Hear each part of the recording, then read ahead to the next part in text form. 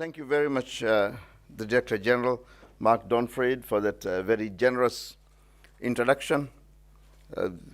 It is an absolute pleasure for me to be here this morning and speak to all of you. My dear friends, when I was asked about what I would talk about this morning, I thought to myself, what would I be most qualified to speak about? I reflected on my life, the achievements I've had, and the challenges that I've had to go through to reach those achievements. And I think I would not have amounted to much if I believe that one's size determines the scale of one's ambition or station in life.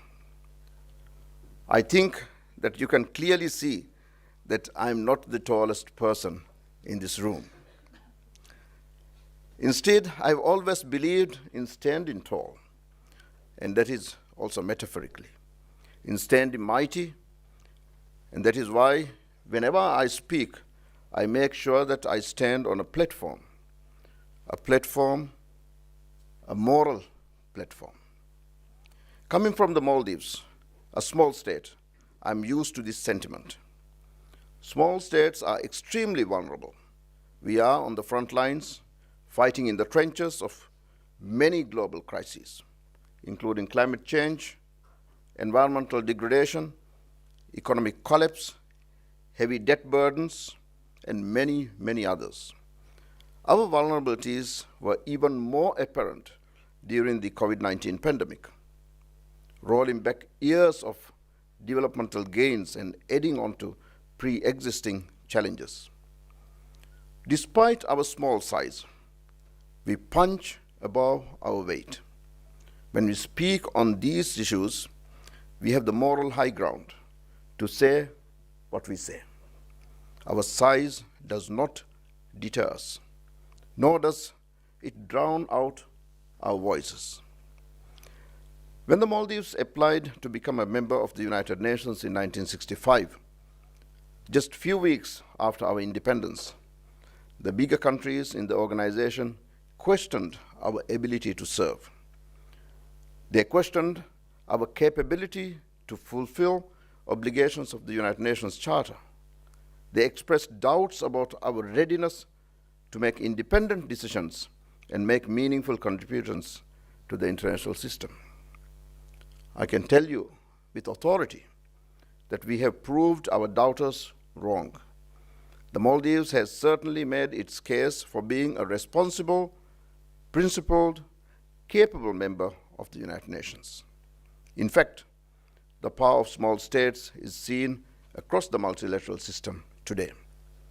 Small states are advocating on behalf of climate action, serving as a moral compass to many.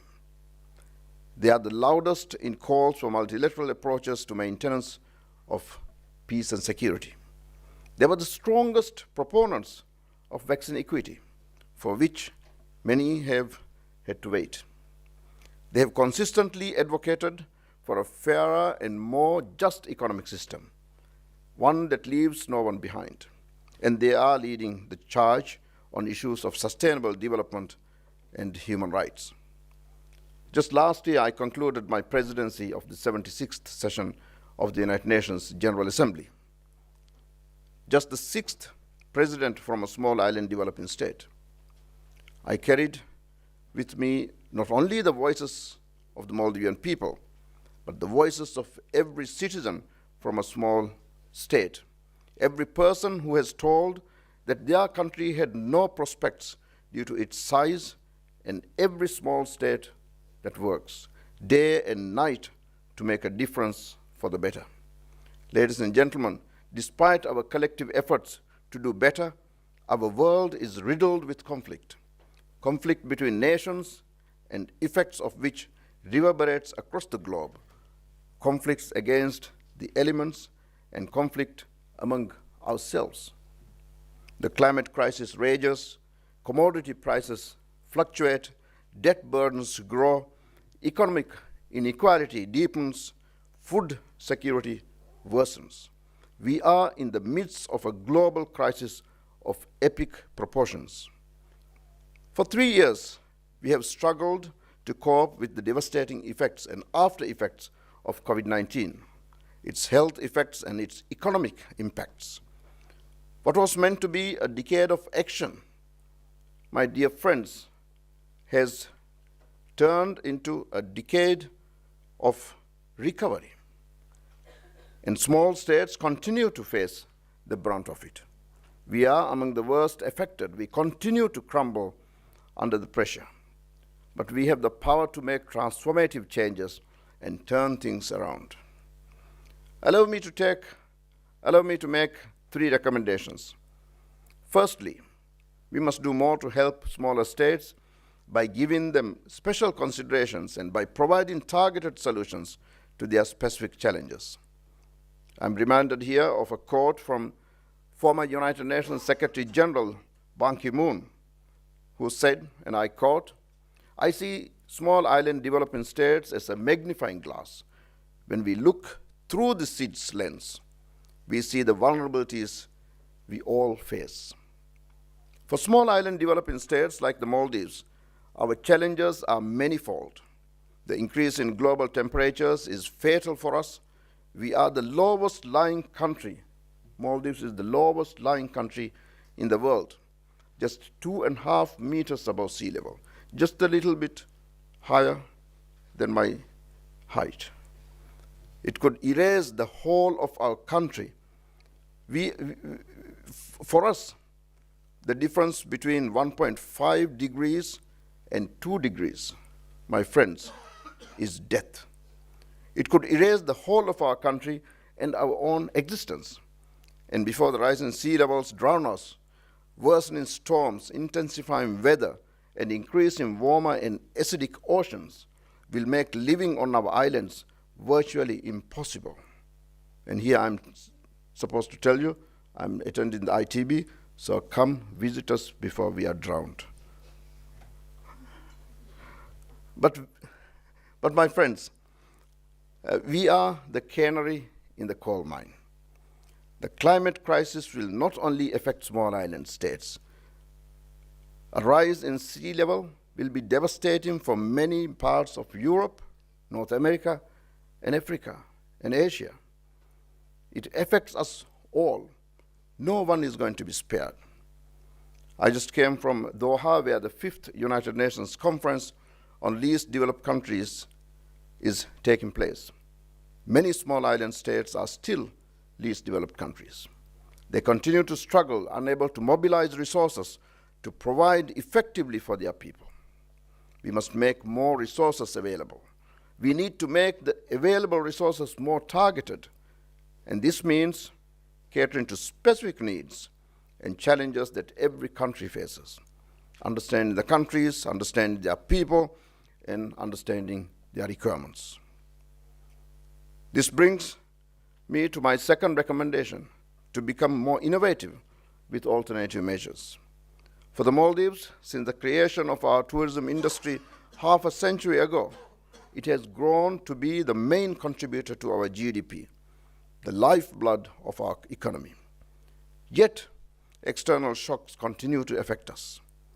The 2004 Indian Ocean tsunami was one such event that crumpled our economy to shambles and left us fearful and anxious for many years. Years of hard-earned livelihoods were washed within seconds. Hopes and dreams for a better future were broken in an instant. A large percentage of our people had to start from scratch, rebuilding their lives from the rubbles which were left behind. Those were difficult times that called for urgent measures from the international community to act, to provide assistance to countries in economic crunch, to help rebuild their economy and livelihoods. But did you know, just as we were facing the aftermath of the tsunami, we were also preparing to graduate from the LDC category. What this meant in practice was the loss of concessional financing, preferential access, like that which we enjoyed to the European markets for our fisheries. For centuries, Maldivians have practiced the most sustainable of fishery, catching fish, one hook, one line, and one fish at a time, one by one, reducing bycatch and virtually eliminating waste, as well as easing pressure on stock. We were an early advocate for eco-labeling, receiving Marine Stewardship Council certificate way back in 2012. But because of graduation from LDC category, we now pay a hefty tariff to get our fish into the European market. Our fishery, which is the most sustainable in the world, continues to be penalized, making it harder to compete with other countries that are less sustainable. So while we celebrated graduation, we mourned the hit to our fisher community, which amounts to over 1/3 of our population. With no straightforward pathways, we continue to lobby for the fairer prices since 2011. And just recently, the COVID-19 pandemic wreaked havoc on our economy. With the borders closed, not just in the Maldives, but around the world, for the first time since tourism began in the Maldives 50 years ago, no tourists were visiting. We became a no-income country overnight. The pandemic not only undermined decades of socio-economic progress, it worsened inequalities in our societies, particularly for women and girls who have borne the brunt of the economic fallout from the pandemic. Without concessional financing, my friends, I'm afraid the next pandemic-like event will be the end of us and many like us. This is why we need concessional financing and a new metric to access eligibility to concessional financing. This is why the need for the Multidimensional Vulnerability Index, or the MVI, has become ever more important, while taking into account the particular vulnerabilities of small states instead of GDP per capita metric. As President of the General Assembly, I constituted a high-level panel of experts co-chaired by the Prime Minister of Antigua and Barbuda, Prime Minister Gaston Brown, and the former Prime Minister of Norway, Erna Solberg, to carry forward and finalize the work of the MVI. I'm glad to note that their work is expected to conclude this year, and hope that international financial institutions adopt the MVI when considering access to finance. The call for alternative measures to development that go beyond GDP is yet another issue that has been spearheaded by small states, which is why we must listen to small states to find solutions to our collective problems. My third and final recommendation. I know it comes as a surprise to see small states occupy high positions. We come from different parts of the world with a variety of economic, social, and cultural characteristics. Yet, there is strength in our diversity. We are morally driven with commitment to solve issues that affect us all. So trust me when I say our voices need to be heard, the voices of the small states. Whether it is about maintaining global peace and security, addressing the climate crisis, promoting and protecting human rights, we know we can contribute. And just to give you an example, when Russia invaded Ukraine at the United Nations General Assembly, 141 countries voted in favor of the resolution that was submitted to the General Assembly condemning Russian invasion. Out of the 141 countries, 103 countries were small countries. The small countries who voted in favor of this resolution were not voting against a country or with a larger country. They were voting for themselves. We small countries believe that only protection, only security for us in the international system is going to be on a rules-based system. Respect to the Charter of the United Nations. The small countries had the courage to stand up for the Charter. They were voting for the Charter and the rules-based international system. The international financial architecture, my friends, is one area where the voice of small states is woefully silent. Unless we are trusted to lead and given the chance to serve, we as a civilization will not advance, and we will lose out. Ladies and gentlemen, the challenges of small states are widely known. We continue to weather the storms and come out stronger. As countries with large ocean territories, we are used to rough weather and choppy seas. But every boat has its limits, and the small states today are reaching the limit because of the crises that are raging around the world. These are difficult times that call for strengthened efforts with strong leadership and commitment. It is vital that the world comes together and solve the peace and security challenges we face. Together, we have the resources, the power, the imagination to usher in a brighter future for humanity without leaving anyone behind, even the smallest amongst us behind. Together, we must band together to reform the current multilateral system to one that is more equitable, just, and fairer, one that serves the many, not just the few. And together we can. I thank you.